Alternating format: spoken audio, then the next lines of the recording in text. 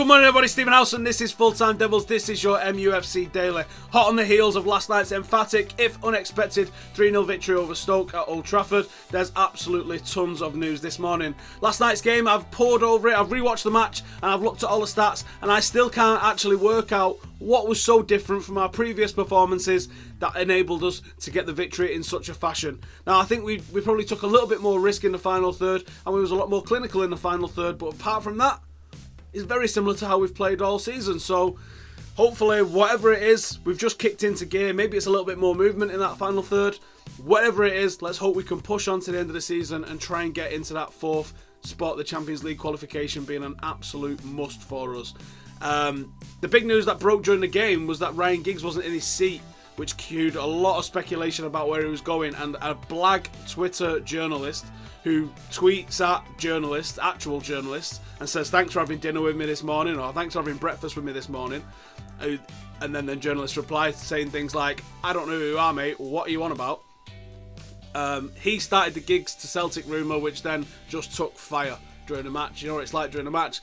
Everyone's tweeting, so something like that gets picked up really, really fast, and it spread around. The actual truth reported by the Mirror this morning is that Ryan Giggs has had some sort of family illness, and that was the reason for his absence from Old Trafford last night. So we wish the Giggs family all the best and hope there's nothing too serious happening there.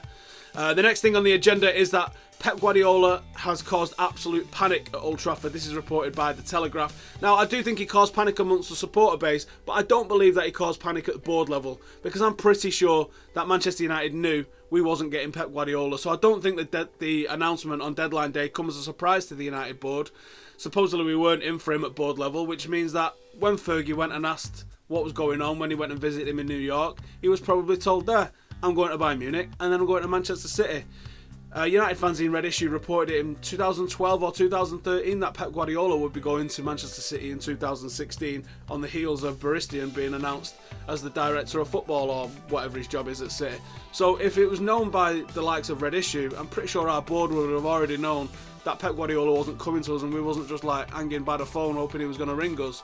So, well, yes, it did cause panic amongst the fan base, and I do hope that we respond in kind and that we have a succession plan. It does show that City are a very well-run club, and it's something that we don't appear to be at the moment.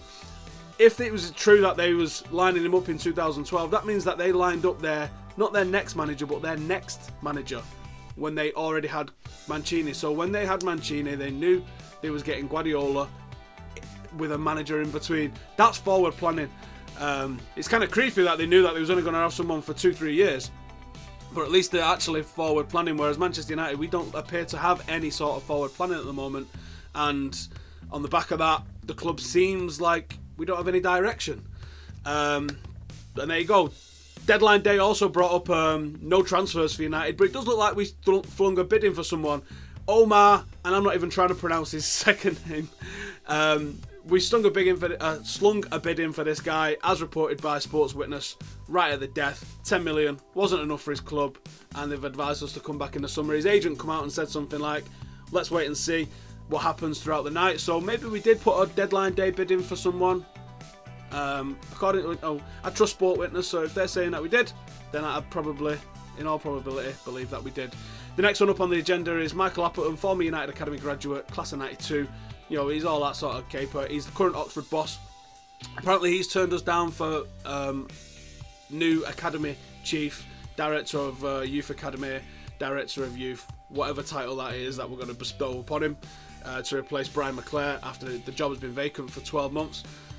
Michael Appleton supposedly turned us down, but this is a bit of a strange one, because some papers are reporting that, well, a lot of papers are reporting that he's turned us down, but there was papers the other week reporting that we wasn't in for him and he was just somebody that we was looking at. So I'm not 100% sure where we go on this one. I do think he'd be a good appointment. I believe he was the youngest person to get his A licence, I think. Might have to check up on that, I might be wrong, but I believe that it is. So it'd be nice if someone from the class of 92 did come and it wasn't the obvious big sexy names that everyone's always linking us to.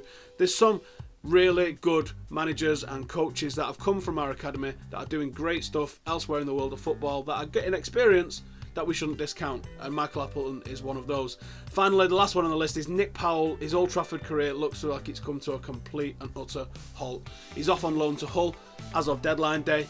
and his contract is up in the summer, and this is being reported by the Express that we won't be offering him an extension come the summer when it comes around. I think Nick Powell's probably got 3 months, 4 months to save his Manchester United career. If he goes to Hull and puts in some serious performances, then there's every chance he'll be offered a contract.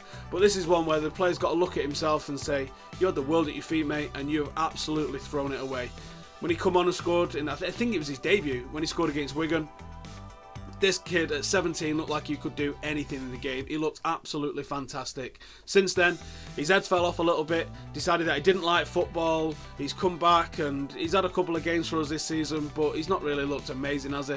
And now he finds himself at Hull. Hopefully he can get his act back together, because he's still very, very young and there's a hell of a player in there. Let's hope he gets it back on track. And maybe we bring him back one day once he's got a little bit of playing experience under his belt.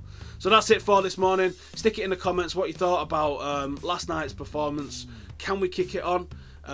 Obviously we wish our best to Ryan Giggs and his family.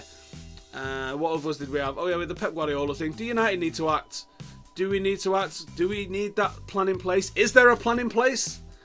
I don't know. Stick it in the comments and let me know what you think. Thanks for watching. If you've not already, please subscribe and I'll see you soon. First things first, Nick Powell, the only move that Manchester United had on deadline day yesterday, he moved to Hull on loan.